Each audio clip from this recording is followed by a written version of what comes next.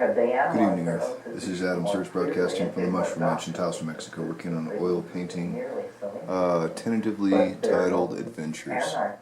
So here we go. Just going to start with some phthalo green and a light wash of mineral spirits.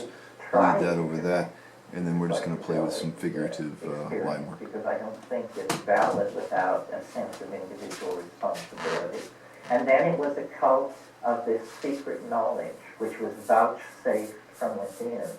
And I want to say something about the logos in this, because many of you who've heard me before know that I associate the spoken voice of the psilocybin mushroom with the logos phenomenon of Hellenistic syncretism. For a Gnostic, the logos spoke gnosis, but it was not the same logos as the Platonists. For the Platonists, the logos was the world soul, actually the demiurgos itself. For the Gnostic, it was a way of gaining information from the higher and hidden All-Father using the soul as an intermediary. But in both Platonism and in Gnosticism, there's contact with an interior voice through contemplation, which is giving true knowledge, was a mystery that was practiced and was very real. One of the wonderful things about Velas is he talks about, this is Philip K. Dick's book that I urged on you all, is he talks about the logos as a creature of pure information, and believes that it actually came, or suggests that it actually came to Earth at a certain moment in time, around the time of the death of Alexander, and that it was a creature of pure information which could actually form a symbiotic relationship with a human being by being known. In other words, here was something which when you found it out, it began to live inside of you. And he called this the homeoplasmate. The union of man and gnosis was the homeoplasmate. And of course, suggested that Christ was one of these people, and suggested that that the Gnostics were not kidding when they said that that the inner initiates of the cult were superhuman in some form. They had this symbiotic informational energy creature living inside of them. And then he suggests that this was the reason for stamping it out, that it represented a form of symbiotically fused humanity that was just unacceptable to anybody who didn't have anything to do with it. So that then at Chernoboskin, at the monastery, whatever it was, at Nag Hammadi, these cultists found themselves surrounded. They were essentially the last people to have the complete message of the Logos, and they wrote it down. Now, since it was a creature of pure information, writing it down didn't destroy it. It only froze it, as if you were to put something into a deep freeze. So they wrote down this information and froze it. Then everyone who was a homeoplasmate died. He was killed. Something happened. But the stuff was in the ground until 1948. And now, if you desire to become a homeoplasmate, you need simply read this book, and it will begin to grow in you. This is a slightly insidious slant on the notion that if you will plant but one mustard seed, but it takes it literally. It says, our faith is a living faith. Take it within you and let it grow, and it will, as though they were actually speaking of something which had a replicatory power beyond that of a simple doctrine. It is a fanciful description of Gnosticism, but I'm sure that it comes closer to the feeling of what it must have been, because they were really trying to inculcate this thing in themselves which would grow and change their view of the world by giving them an entirely new kind of information. very similar. It's almost as though taking the mushroom and having its experience is to have it grow within you. That would be a very Gnostic way of describing it, to say the mushroom is growing within me. That's why I feel as I do, why I experience as I do. It's a faith, which is a physical thing, which is intermingling and interpenetrating body, mind, and soul. And this is how they conceived it. This is what they hoped for it at its best. Yes, anybody else? Yes, in the back. I was wondering, I've read a lot of Philip K. Dick novels, and he is, to put it mildly, rather paranoid. How much of his worldview of things in Bayless is sort of paranoia or feel, not paranoia is a bad word, this sort of feeling of something overbearing, something ready to come down on you. How much is that of that do you think is Philip K. Dick's, and how much is sort of this thing that he was describing? Well, he wrote books more paranoid than Bayless. If the final conclusion of paranoia is negative, I think the whole Gnostic thing is totally paranoid. I mean, the idea that God has abandoned you, that there is not one single clue in the entire universe about what to do about it, is a pretty paranoid view. I think that as far as Dick is concerned, I think books like The Three Stigmata of Palmer Eldritch are a much more disturbing kind of view. I actually thought Bayless was an optimistic book, although you might differ after you've read it. I also noticed he had something in there, there was a point where he claimed that the early Christians or some flavors of them possessed some kind of, could, I assume, consume some sort of, perhaps mushroom, perhaps something, and then sort of, to use a computer hacker term, dump themselves into this little symbol, and then they float around, they'd be sort of frozen in this little symbol, and then the minute someone 10 years later came down and looked at the symbol, they would sort of, they would sort of all of a sudden get two personalities. Well, yes, that was a vehicle that he used in Bayless. I think the book that comes closer to his view on these subjects, which is also worth reading if you have an interest in Gnosticism, is the Transformation of Timothy Archer, which is not science fiction, but which is a novel, thinly disguised novel about James K. Pike, who, if you will remember, was Episcopal Bishop of California in the 60s, and his son died, and he began receiving messages from his dead son and presented a tremendous mess to the Episcopal Church because they had to come to terms with this, and they did by having a heresy trial, and he finally died by dehydration in the desert near Qumran. And he had parked his car by the side of the road, taken a bottle of Coke and a road map, and walked out into the desert, 115 degrees, and was dead.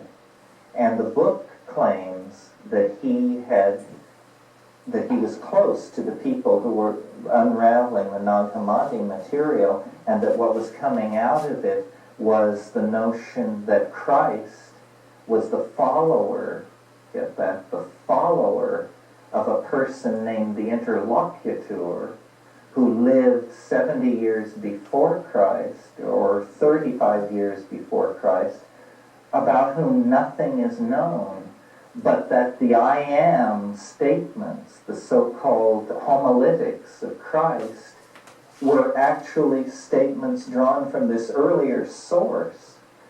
Well, now this is a slightly hysterical version of what came out of Nag Hammadi and Qumran, but not that hysterical. There is enough material to suggest that Christ was someone's follower, and that what he was saying had been said a generation earlier by someone else of whom we have no trace. And, this is hot, hot stuff, because it just cannot be that way if you're Orthodox. And, but anyway, this was what Dick felt about Pike, whom he knew very well.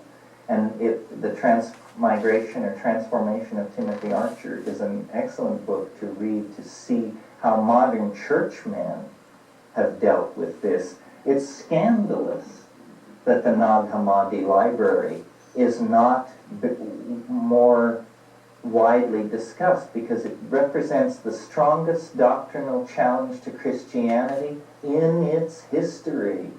There's never been anything this explosive, because it casts such doubt on the moment of the origins, and such doubt on whether or not we have any contact with the career of the Galilean who was the son of the carpenter, and so on.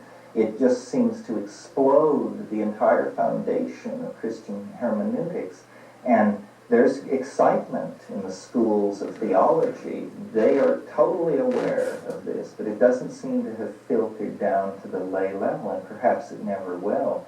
It may be like the Grand Inquisitor. This thing coming out of the ground is the most unwelcome thing that could appear on the scene in modern Christianity. It fouls it up hopelessly. You realize when I refer to the Grand Inquisitor, I mean the scene in the Brothers Karamazov, the story of Christ returning to a city in which the Inquisition is happening, and his dialogue with the Grand Inquisitor, who knows full well that it's Christ that he's talking to, and who explains to him that he shouldn't have come. They have things well in hand. It's only going to make a problem. Any more questions? Yes? Would you be willing to give a sketch of the conclusions you reached earlier about psychedelics and history? Well, I by earlier, you mean before I got here this evening? Conclusions I reached about psychedelics.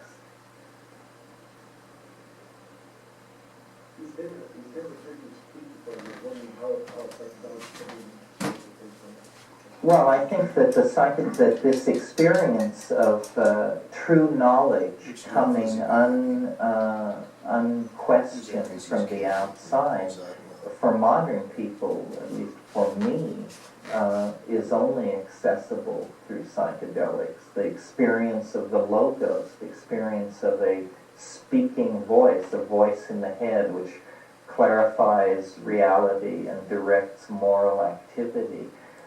See, the New Age model for psychedelics has become shamanism. It's just fallen together that way, and there's probably no undoing it at this point. But only a small portion of shamanism worldwide utilizes psychotropic plants. In my personal opinion, it is the kernel of shamanism. But these other traditions may have as much to say about it. And I believe, that knowledge of history is like knowledge of your own life. You are partially amnesic if you don't know what happened in the 15th century, the 12th century BC. I mean, not that I know all these things, but I feel badly that I don't, and I'm working on it constantly, and it's good for you. It's no mere exercise. You actually do become more grounded as you find out who you are. And you recall earlier I mentioned the Gnostics said, whither have we come, whence are we going, who are we, and into what have we been thrown? And it seems to me a clarion call to the study of history, if there ever was one.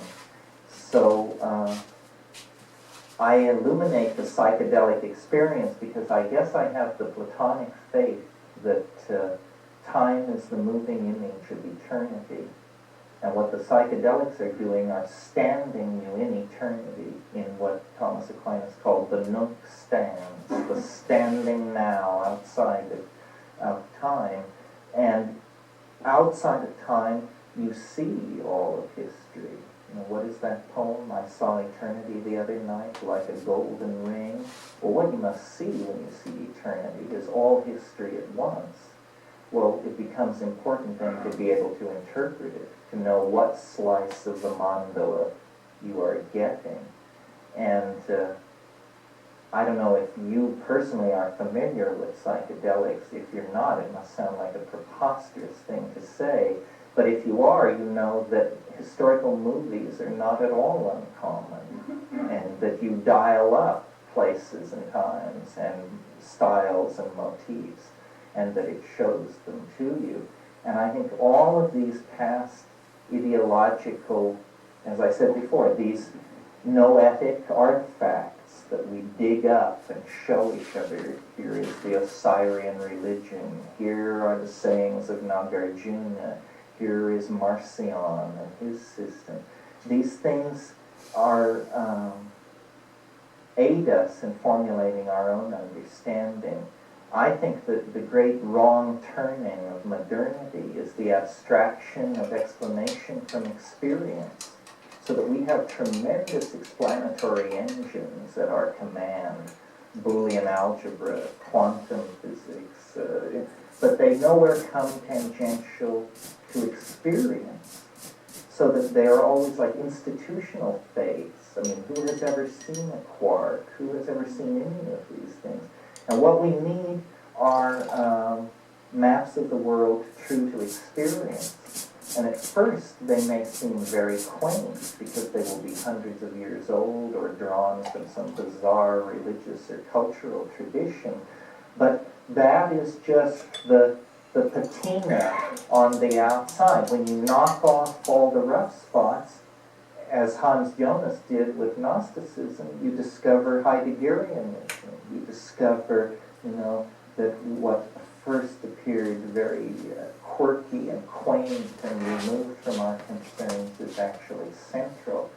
So I really think that the psychedelic meditation par excellence is the recovery of lost historical time.